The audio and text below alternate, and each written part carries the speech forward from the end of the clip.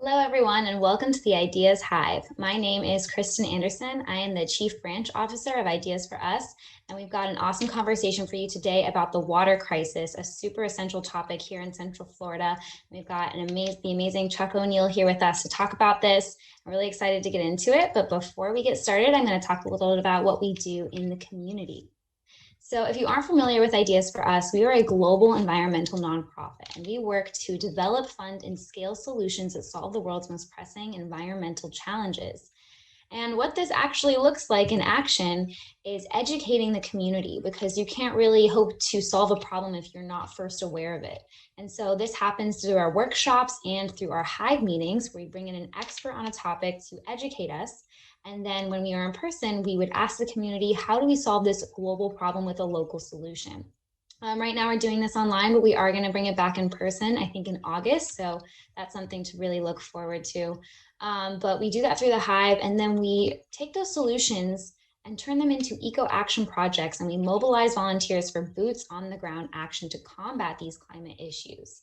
And these action projects can take so many different forms, because every single month we focus on a different pillar of sustainability, cycling between energy, water, food, waste, and ecology. And this is so that we take a very multifaceted approach to climate change, as it is a very complicated issue, and so that we're not looking over any area of sustainability.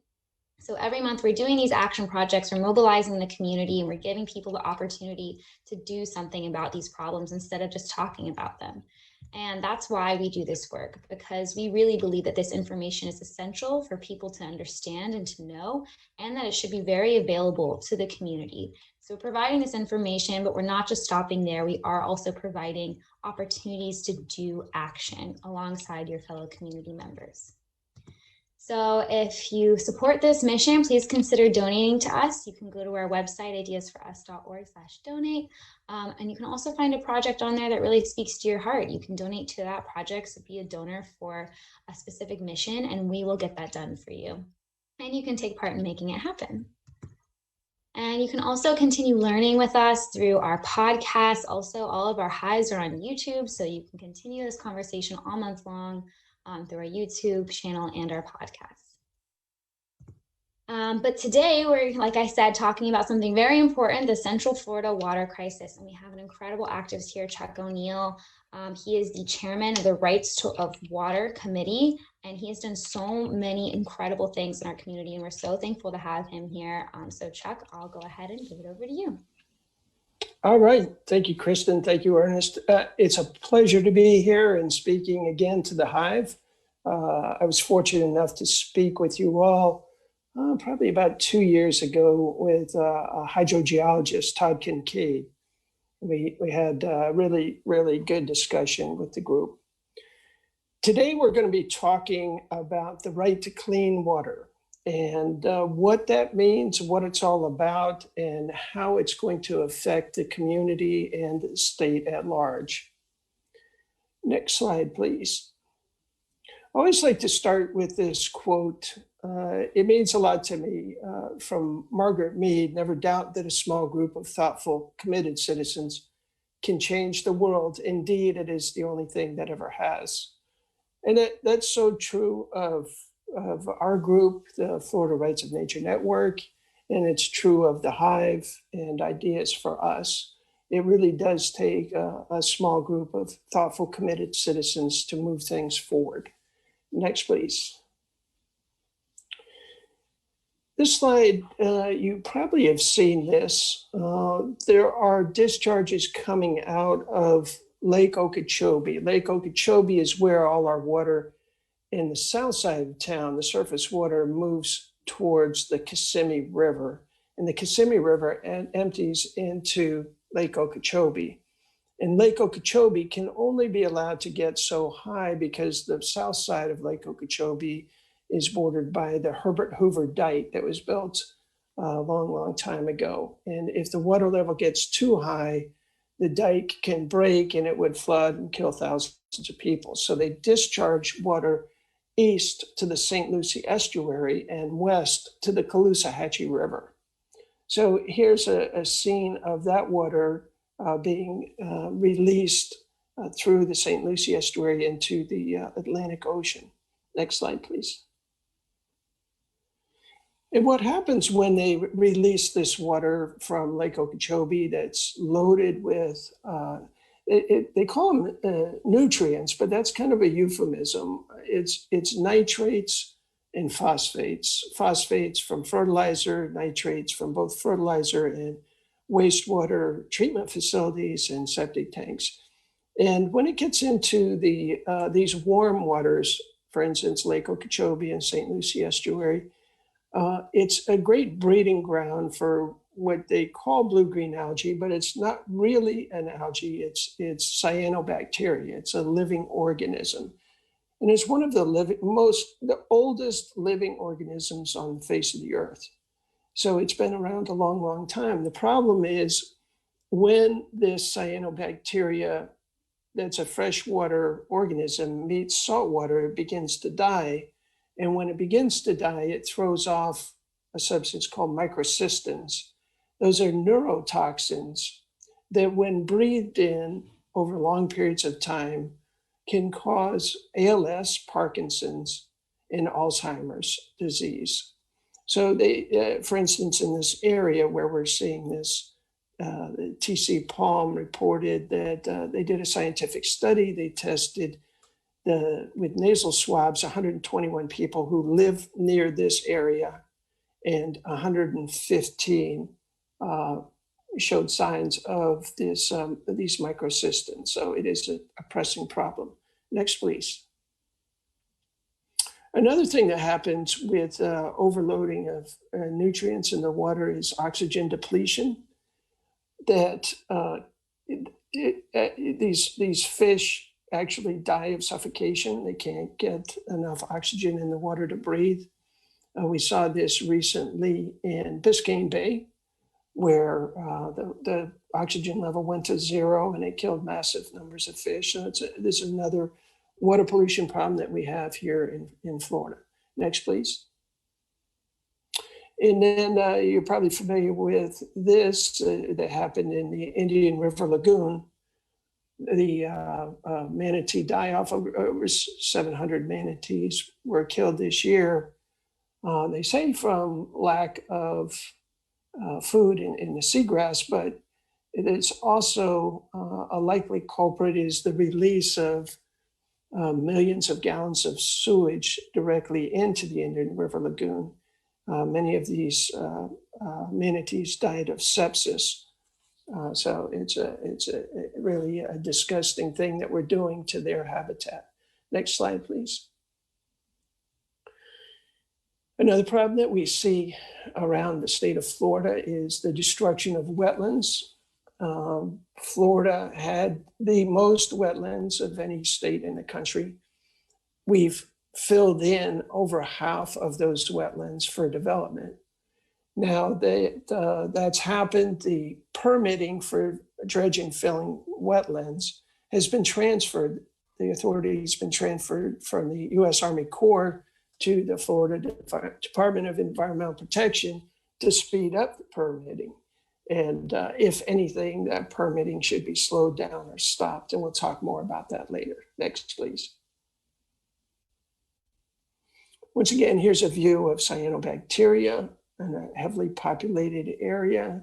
Largely, this happens in warm waters, the warm waters of South Florida, but it also happens around Orlando. We have cyanobacteria in our lakes. We have cyanobacteria in the St. Johns River. So this is not just a South Florida problem anymore. Next slide, please. In Orange County, this is a map from the Department of Environmental Protection. Those red dots are all polluted sites. Those are sites where pollution is leaking into the Floridan aquifer.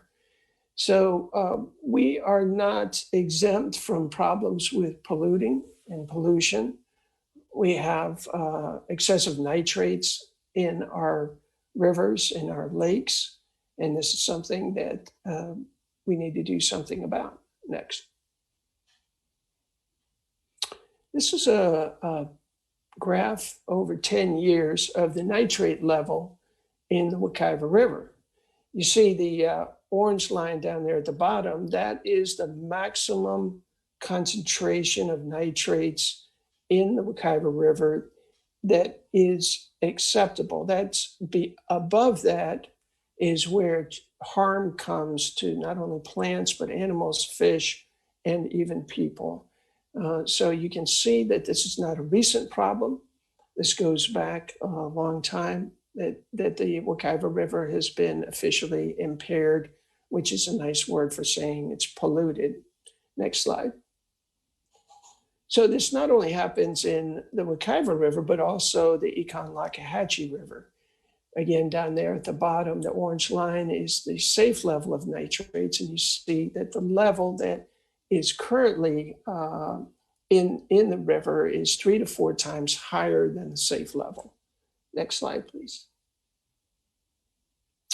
So about 2018, when things really started getting bad in our waterways, in our rivers, a group of us got together and called in a guy named Thomas Lindsay, and he is with the Center for Democratic and Environmental Rights.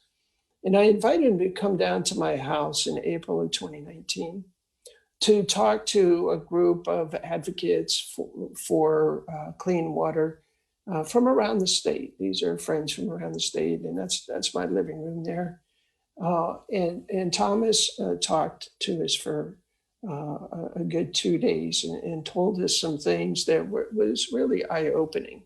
Next slide.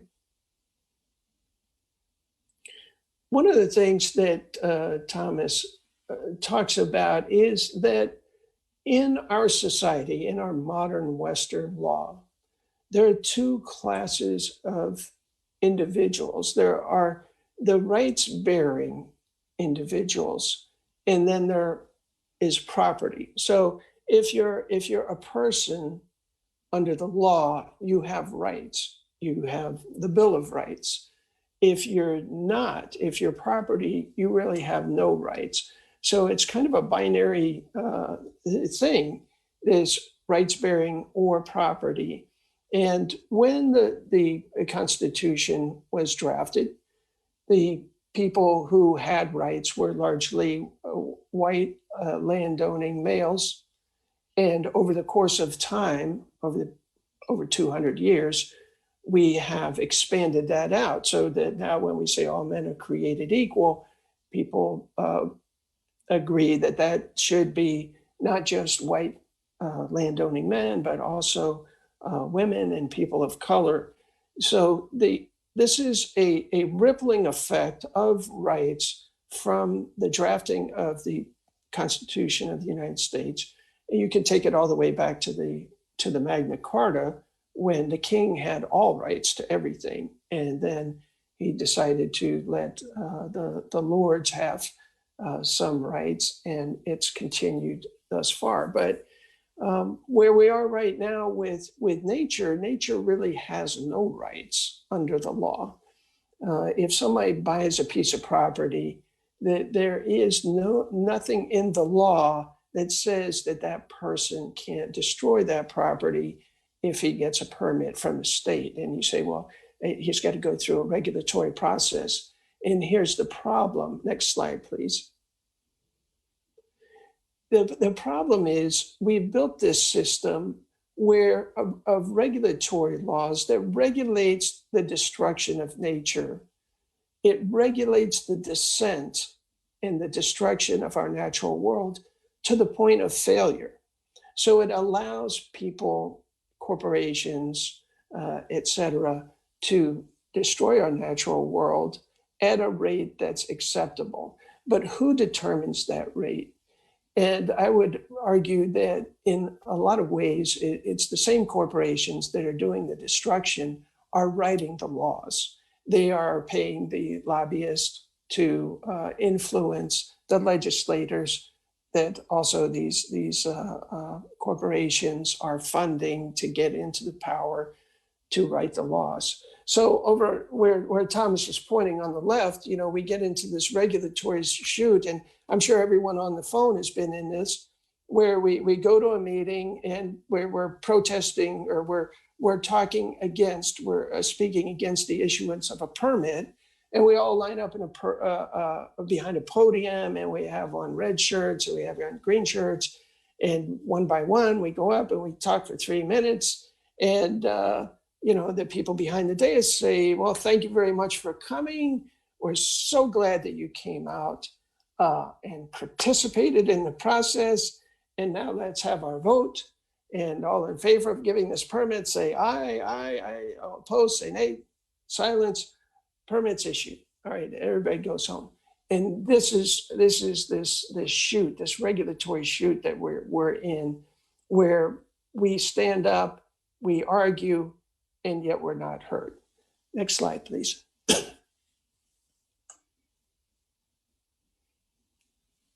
So what we decided to do after this is we had a conference in early 2020 and formed the Florida Rights of Nature Network.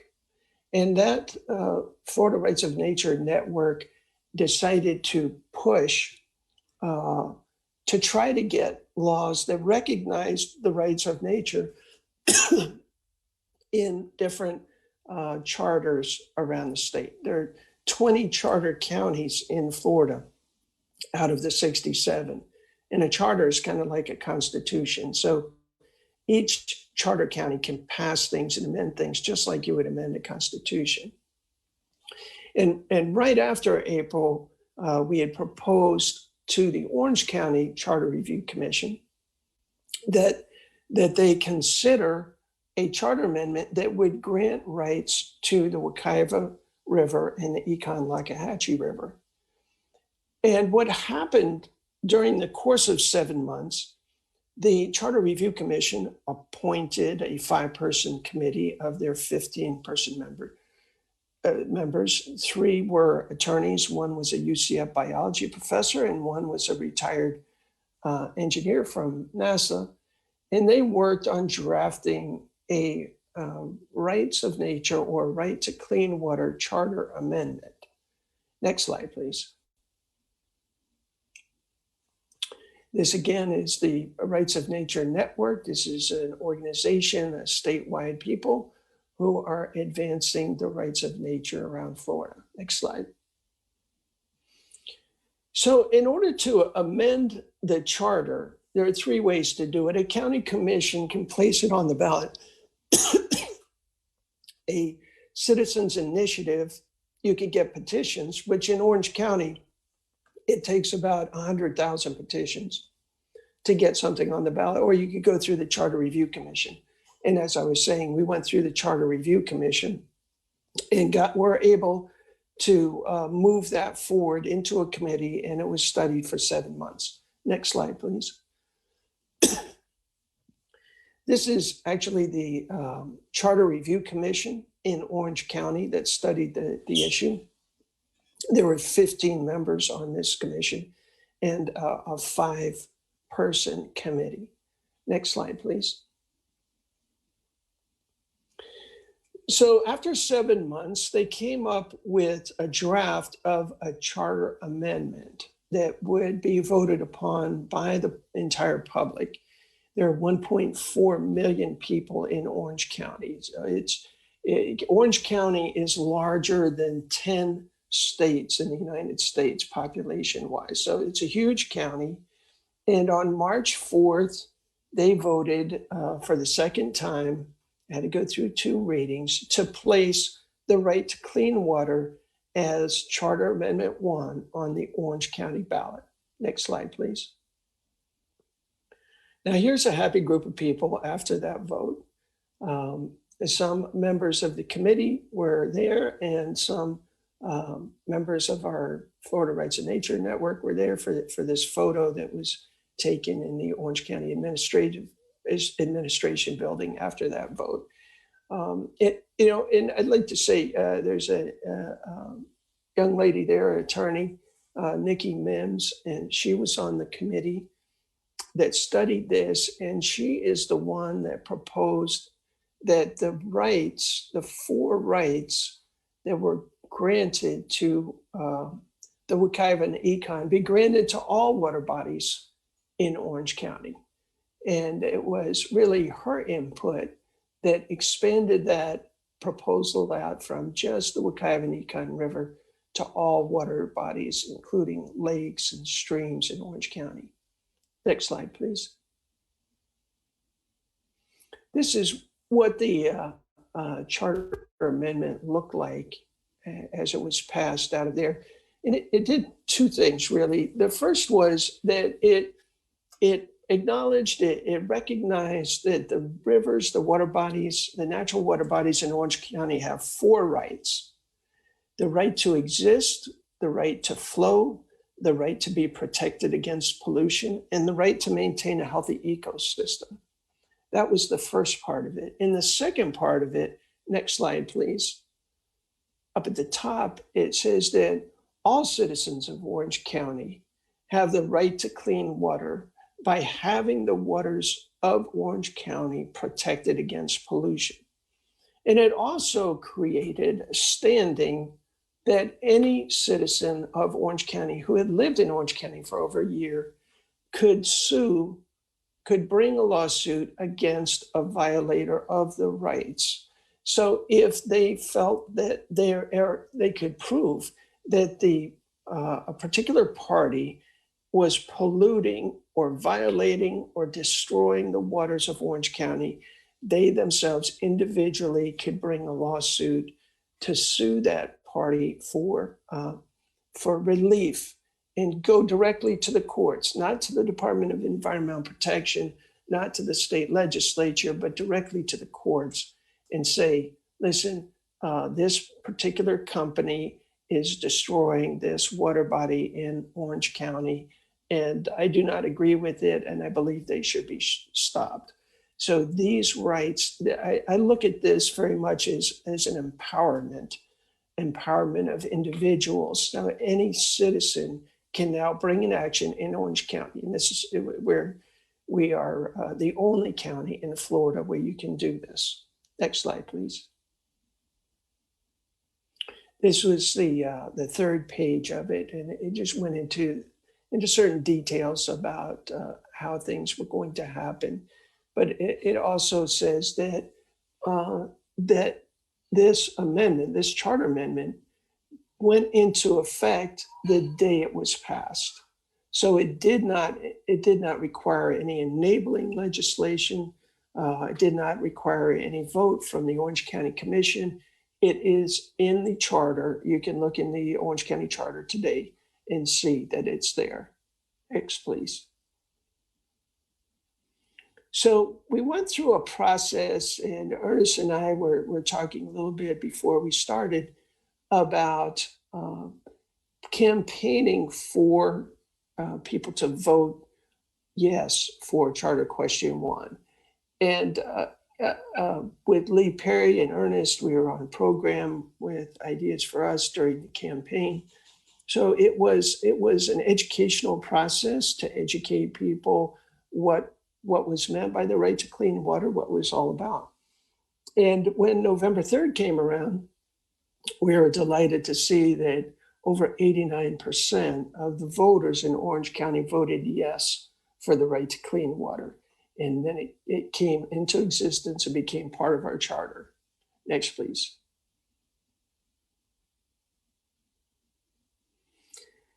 So about 6 days after this passed, in November of 2020, a developer filed an application to take about 1,900 acres of forested wetlands in Southeast Orange County and carve it up like a slice of pizza and build roads across the streams and block the water flow and fill in over 100 acres of wetlands and build their housing development right on top of this important hydrological tract of land, 1,900 acres tract of land. And what this does is these streams filter water coming out of the wild cypress swamp that's by the Orange County landfill. and flows south underneath the 528 onto this property. This cleans that water, sends it to Crosby Island Marsh, that then sends the water into Lake Hart and Lake Mary Jane. So if you ever been to Moss Park down there, or if you've been to Split Oak Forest, those border these lakes that these waters, these important vital wetlands protect. So what we did was we filed a suit against the developer and against DEP to stop them from filling in wetlands. And that was the first rights of nature enforcement action in the United States. So this is the first time that a rights of nature law has been used to try and stop a development like this. Next slide, please. And in addition to that, in addition to the lawsuit, we've set about to try to put 5 statewide amendments on the ballot in 2020. The first one is the Florida Right to Clean Water Amendment that would basically expand out what we did in Orange County and give all waterways in the state certain rights, the 4 rights that we talked about earlier: to exist, to flow, to be protected against pollution, and to maintain a healthy ecosystem. Next slide, please. We also have an amendment called the Florida Iconic Species Amendment that would set up a new category of animal separate from the Endangered Species Act. The only problem with the Endangered Species Act is it's great when an animal becomes listed as an endangered species, but there are groups out there that are continually trying to downlist and delist these animals. For instance, in the upper left-hand corner, black bears were listed as a threatened species, and then in 2012, they were downlisted and became a common animal. So they went from, if you had shot and killed one, there was a $5,000 penalty and a 1-year imprisonment, and it went down to a $100 fine. So people say, well, why do we need this? Well, we need this because there are certain animals like the Florida panther, the Florida black bear, the bottlenose dolphin. We have 5 species of turtles, the scrub jay. So that we say, okay, let's hold these animals in a different class. Let's protect their habitat. Let's protect them from commercial and recreational hunting. So that's what that amendment's about. Next slide, please. We have an amendment that we're putting forward that would stop the building of toll roads through conservation in rural lands. As you know, even though they've said that they're stopped, there are these 3 toll roads that were proposed, one of which is officially stopped. The other 2 are not really stopped. They're just renamed and going in a different direction. The highway through Split Oak, you're probably familiar with that. That was another charter amendment that these toll roads their developers love them because they don't have to pay for them. You just get an organization like Central Florida Expressway Authority to build the road for you out to your cow pasture so that you can build more sprawling subdivision. And they love to go right through conservation land because that's free, and it means the road costs less, and it means it's more likely that they'll be able to pay the bonds back over a 30-year period. Next slide, please. Captive wildlife hunting. A lot of people don't realize that this is legal in Florida, that you can go to these places and shoot rare species, both native and non-native species. It's even in the law that you can shoot giraffes on these sites. It's kind of a hideous practice, and there are over 200 licensed operations in the state of Florida, and we would like to put that to an end. Next slide, please. And lastly, the protection of wetlands. This would make it illegal to dredge and fill wetlands in the state of Florida. I like to say that we've, because we've given up half of our wetlands to development, that we've donated one kidney to developers, and we don't feel like it's a good idea to donate the second kidney. The other half of our wetlands, we need to preserve what's there because we need to continually filter our water so that we have clean water for the future. Next slide, please. So you can read all about these amendments at our website, fl5.org. That's where you will be able to read the full text of the amendments as well as download petitions. And if you want, you can even pre-fill out the 5 petitions with your information so that all you have to do is date and sign those 5 and then mail them in to our office in Maitland. We have to get over 900,000 petitions signed in order to get on the 2022 ballot. And that is a large feat, but with the help of young minds who are eager to do good things for Florida, I hope all of you will go to the site and download some petitions and maybe become an ambassador. Those are people who go out and educate people on these 5 amendments.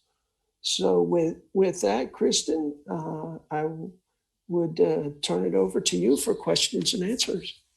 Great, thank you so much. Wow, there really is so much that goes into protecting our water, protecting our nature, and it's very clear that this needs to happen. It needs to happen fast. So it'd be great if we could put the fl5.org in the comments so that all our viewers can go ahead and click on that and do that right now while we're doing some questions.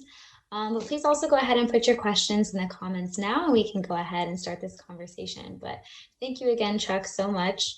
And I'll start off with basically a broader question. You went over a few different things about what's threatening our water and what we're doing about it. But what would you say is the biggest threat to our water supply in Florida? Yeah, I would say that our biggest threat, and we have so many, Kristen, but the biggest is a worldwide phenomenon that's happening now. It's called eutrophication. And that's when wastewater is not denitrified before it's released into surface and groundwater. And what that does is it turns the water green because it's supercharging the growth of algae in the water. And that in and of itself is bringing about these massive cyanobacteria blooms in lakes. And it's one thing to say, well, the lake's green, that's not a good thing. But when it starts forming the cyanobacteria and growing it, because Florida, it's warm and we have a lot of freshwater lakes and rivers, it's the perfect petri dish to grow massive amounts of this substance. And because it does have these qualities, these mycotoxins, microcystins that are neurotoxins,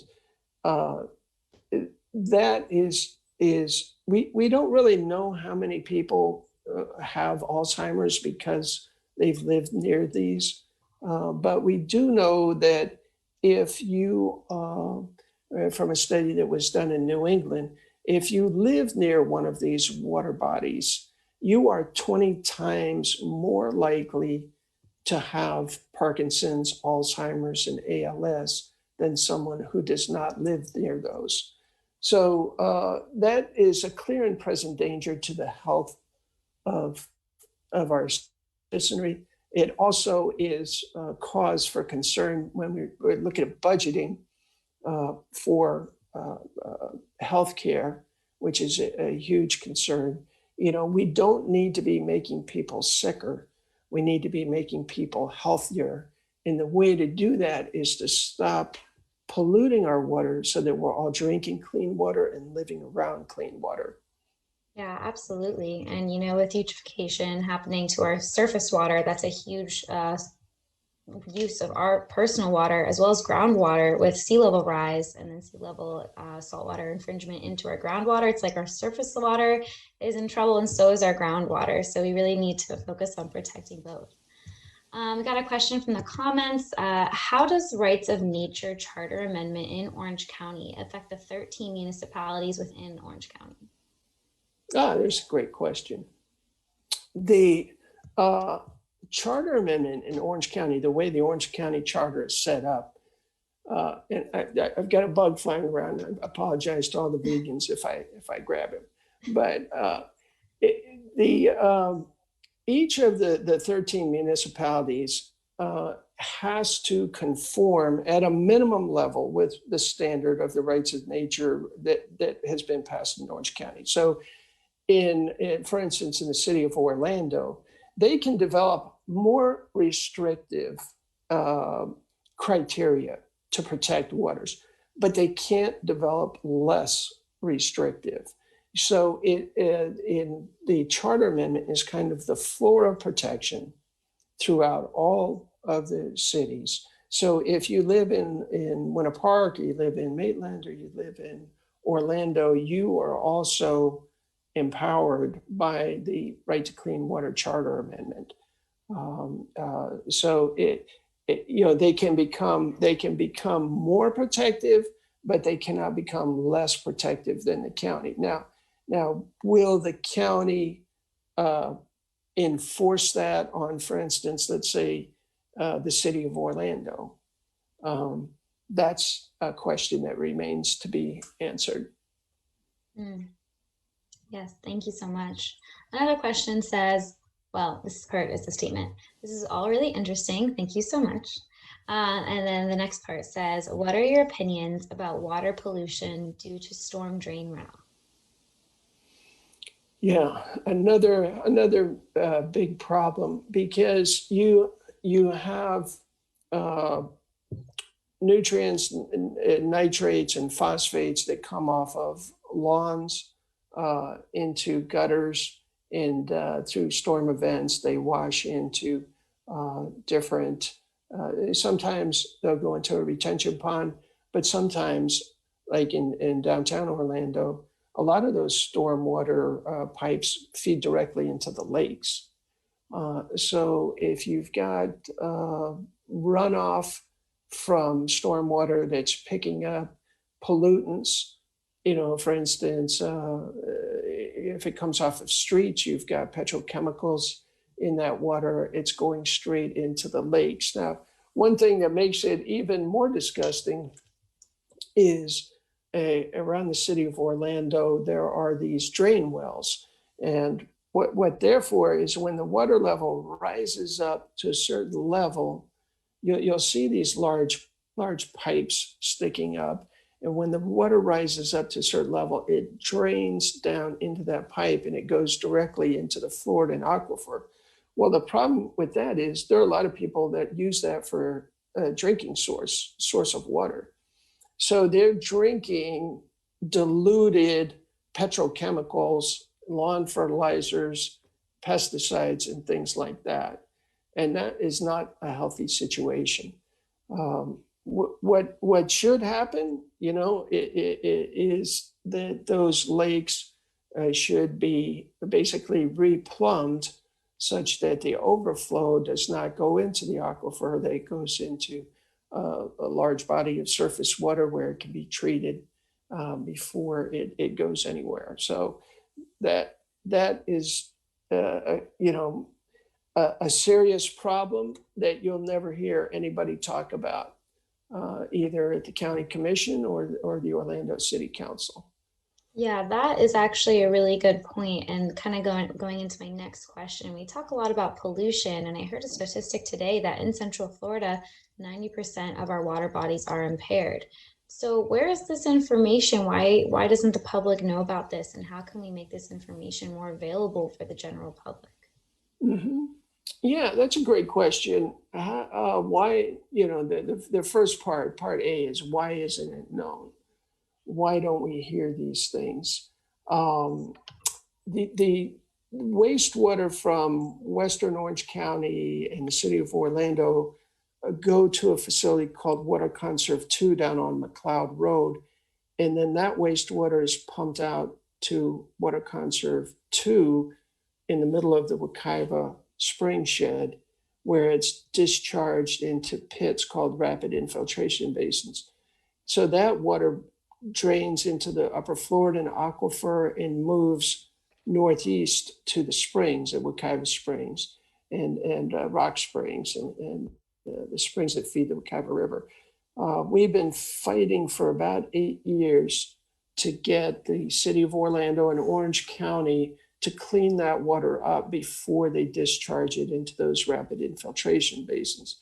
Because it's not only making the waters in the Wekiva River polluted, but it's also tainting the well water for everyone who has a private well in between that facility and the river, because that's the way the water is flowing.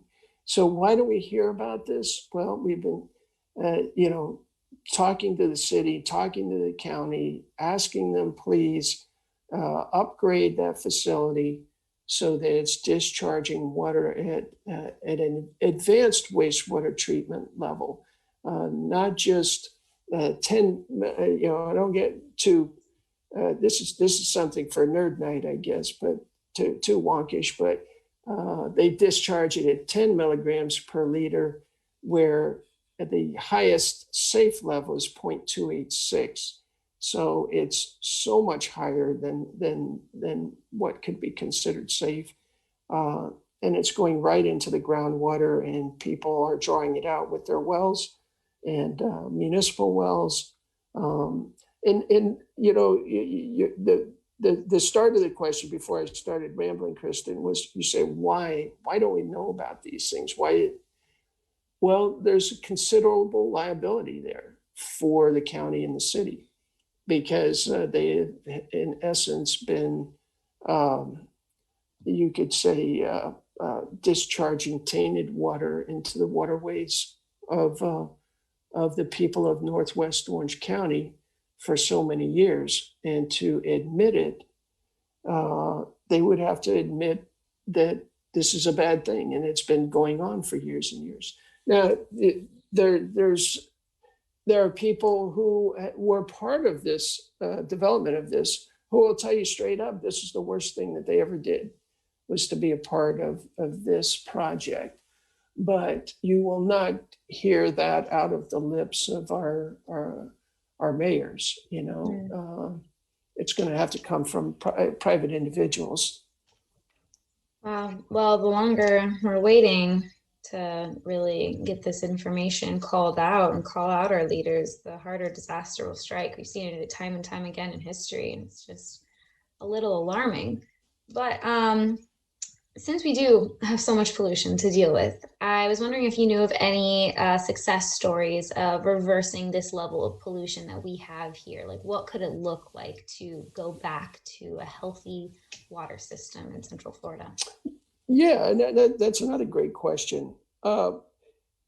In 2007, the city of Tallahassee built this facility. They were all proud of it, where they took their wastewater and they sent it out far from the town, Tallahassee, and they used it to water fields that grew grass that cows ate.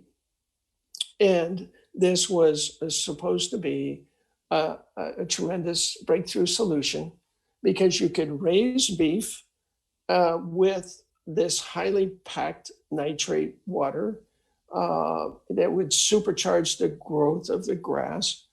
But the problem was that water was filtering down through the soil, entering our karst aquifer, our limestone aquifer, and heading straight for Wekiva Springs.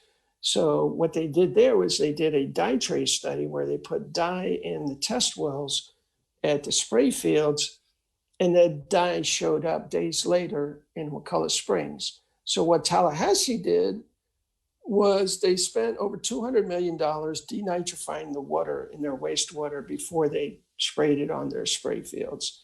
And as a result, Wekiva Springs looks much better now than it did back in 2007.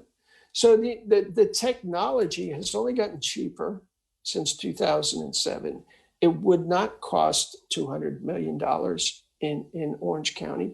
And we could model ourselves and have an astounding success story here if, but, just like an alcoholic, Kristen, the first step is to admitting that you're an alcoholic.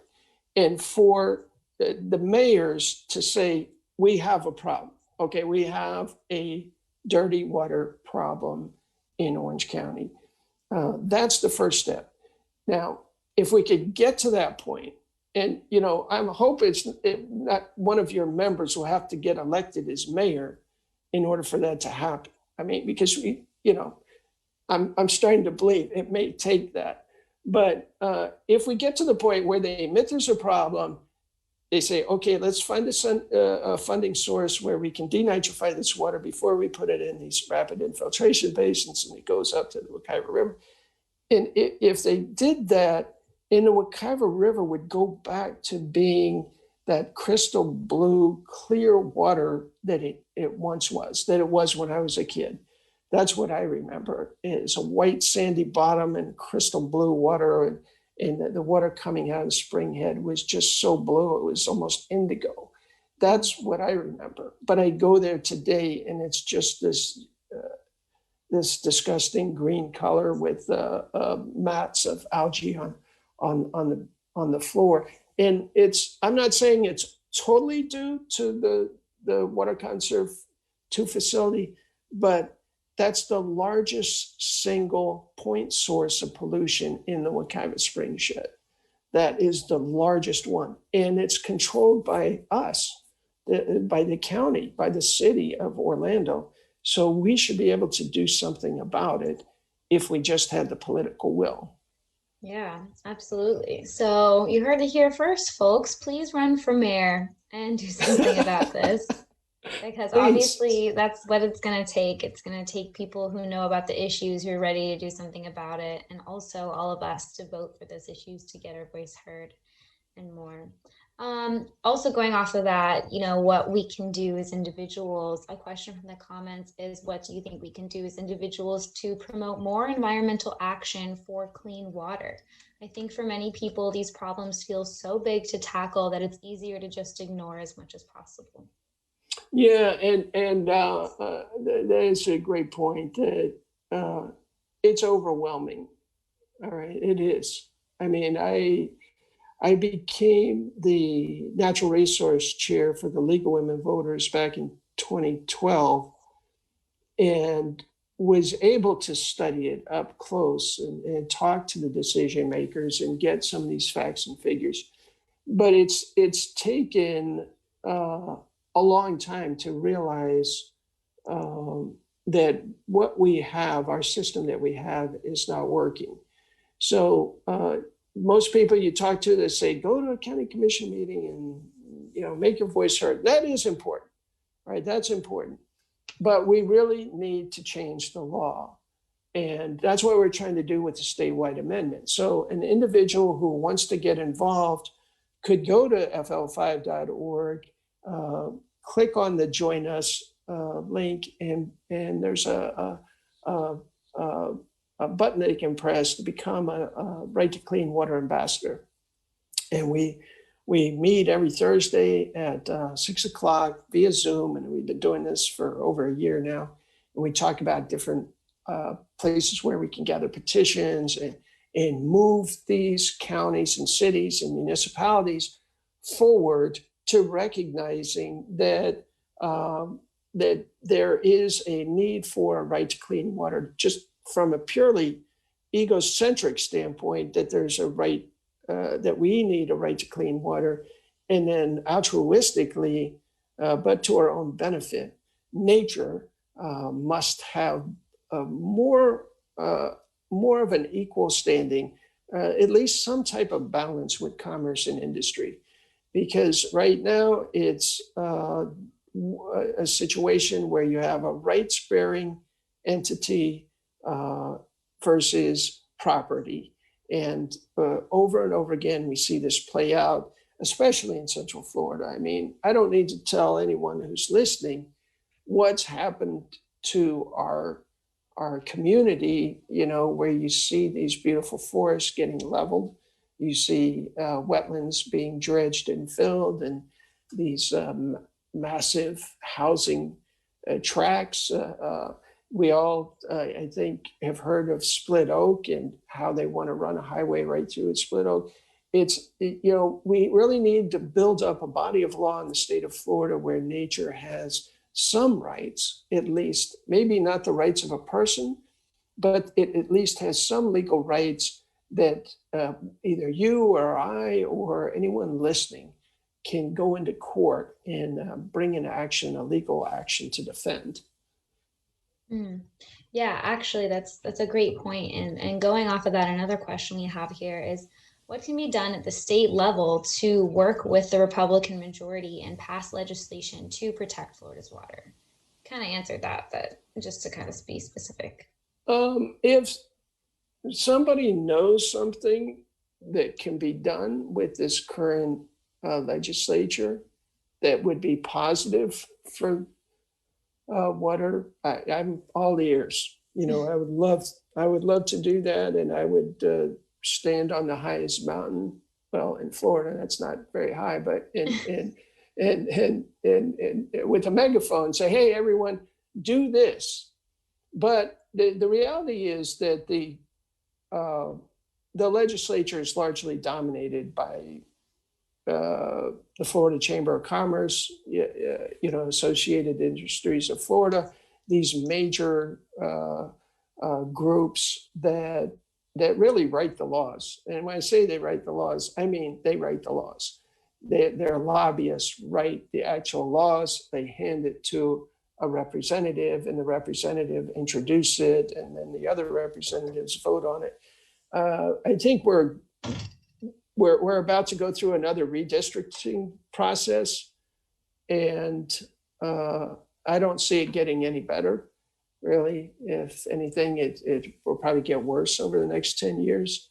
So that's why I'm a big believer in the citizens initiative process. We've seen what's happened with, for instance, the greyhounds, what's happened with gillnet fishing, what's happened with sort of with Amendment 1, even though that was hijacked by the legislature. The pregnant sow amendment is one that was a citizens initiative. And because of that, and I know a lot of people laugh about it, but because of that, we don't have these massive pork factory farms in Florida, because they would love to be here. But because we passed that amendment in the early 2000s that said an animal should have the right to turn around in its cage, because we passed that, they don't come to Florida. They're in North Carolina, they're in Ohio. And you know, I was giving this a similar talk to some people, and one of the guys was from Ohio, and he said, "Gee, thanks." Oh man, it's true. They went to another state, so it's bad for them. But this is the power that we have in Florida, you know. And I don't want to be doom and gloom, but there is a bright side. We have the power to do these citizens initiatives in the state. You know, the downside is you have to get 900,000 signatures on. If it was electronic, and you know, for your folks at Ideas for Us, and you say 900,000 signatures, you know, you could probably do that overnight at Ideas for Us if it was all electronic, right? You know, because you have your social powers to reach into all these communities. But unfortunately, the legislature dictates it's got to be a physical piece of paper with an ink signature and an ink date. And you have to get 900,000 of those. And that's a lot of trees. Yeah, that's crazy. I had no idea. That's almost, it's just making it harder pretty much so that you don't have to make change. That's really discouraging. But I mean, it's still happening and people are still fighting for it, just like you and people out there listening. There is hope, like you said. We just have to do the work. But there are laws that are protecting nature that we do have in Florida. But it seems like from the example that you gave earlier, people can just kind of go around it anyway. And then in order to have any enforcement of those laws, a lawsuit has to happen. Is that correct? I'm a little confused about how these laws are being enforced at all, if they are. It- Yeah, as far as regulatory laws, we see that they are skirted. That the enforcement of the regulatory laws by the Department of Environmental Protection is lax. Hmm. There, and that pretty much started. If you had to put a finger on it, when Rick Scott came into power. He really decimated the protections that our natural systems have in the state of Florida. Not that they were stellar before that, but they were good up until that point. But he got rid of the Department of Community Affairs, which regulated these DRs, developments of regional impact. So he completely decimated that. He fired a lot of people who were attorneys at the Department of Environmental Protection who were actually protecting the environment. And you may have heard that he wouldn't allow people there to say the words climate change. And, that was real. That happened. And so it is pathetic. And there's a good video of somebody from the DEP when somebody's trying to get him to say the words climate change, and he wouldn't do it. He would say everything but that, right? So he wouldn't get fired. So interesting. But yeah, and so here we are. We have DeSantis now, and he's kind of like Rick Scott Light, and we still don't have a Department of Community Affairs. We have some promises. We have some a blue-green task force, but their recommendations weren't really put into effect. So I'm a big believer in local government because that's where a lot of it happens. And here's a bright thing. People like Emily Bonilla, elected to the Orange County Commission, Maribel Cordero 2 years later, and 2 years later after that, Nicole Wilson. All three of these are great champions for the environment.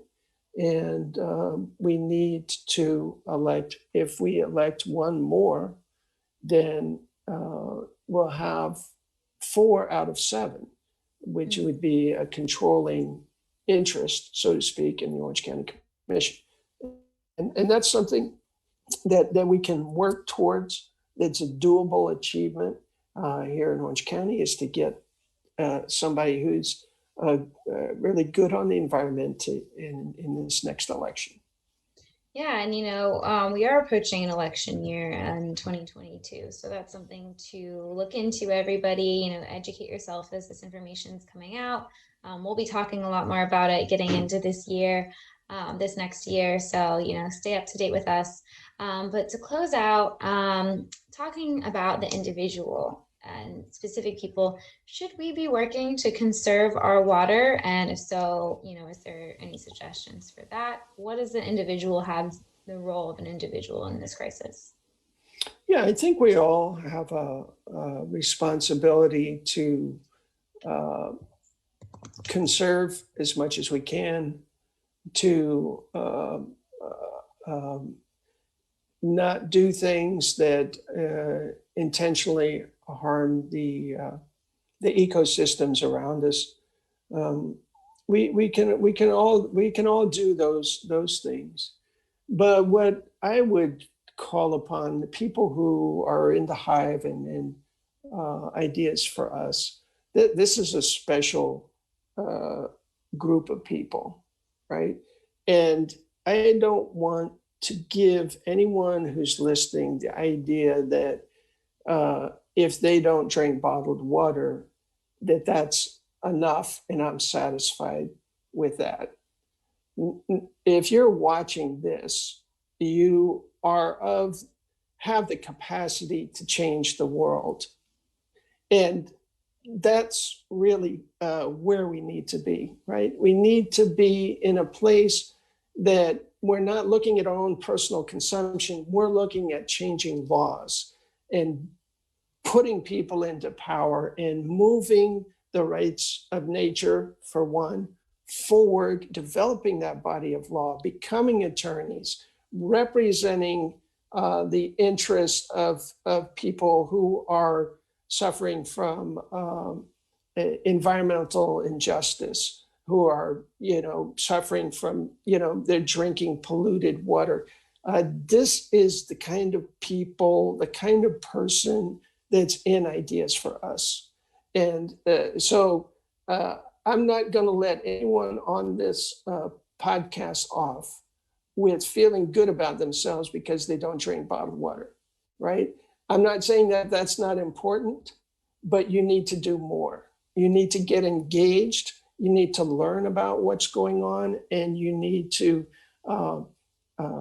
take this newfound power that we've created for individuals in Orange County and use it and exercise it, because it's like a muscle. If you don't use it, you're going to lose it. So I would urge everyone to get involved, learn about how government works, and engage in the process of creating new laws in communities around the state. This is so important that we continue to, with the momentum that we have, that we continue. Right now, there's an effort in Titusville to pass the same kind of law that we did in Orange County. So, you can help them get that on the ballot by helping them also get petitions signed in Titusville. That's not too far from us here in Orange County. So these are the things that an individual person could do. And this is what I expect of people who are a part of your organization, is to engage, to empower, to grow a body of law in defense and in protection of our natural systems, so that we don't slide into a series of ecosystem collapses around the state. So on that note, I would like to thank you so much, Kristen and Ernest, for sharing your time with me here and listening to the rantings of an aging, I consider myself an advocate. Some people call me an activist, but I'm just a person who cares, right? Who cares about the state, and that I'm always willing to talk with anyone who wants to talk about it, and they can reach out to me. I'm always on Facebook, ever present, and just send me a friend request, and I'd be glad to talk with you. Thank you so much. And you are a powerhouse for change, inspired so many people, inspiring me. Thank you for your time, your wisdom, and for charging our audience to do what can be done. So thank you so much. And going off of what there is to be done, we've got some amazing events coming up this month for a water themed month that you can get involved with and to do individual action.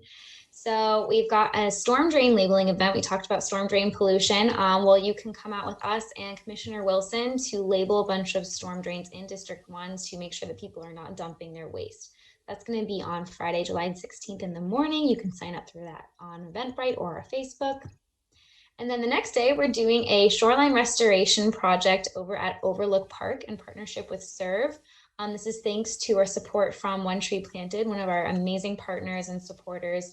We're going to be planting over 800 shoreline bare root plants and cypress trees. So that's going to be a great event you won't want to miss. And then we're going to do a beach cleanup on the 24th over at Sunsplash Park in Daytona Beach. Every time I go there is a lot of trash. So please come help me pick it up. It's going to be a really fun day at the beach, and also a great way to protect our environment.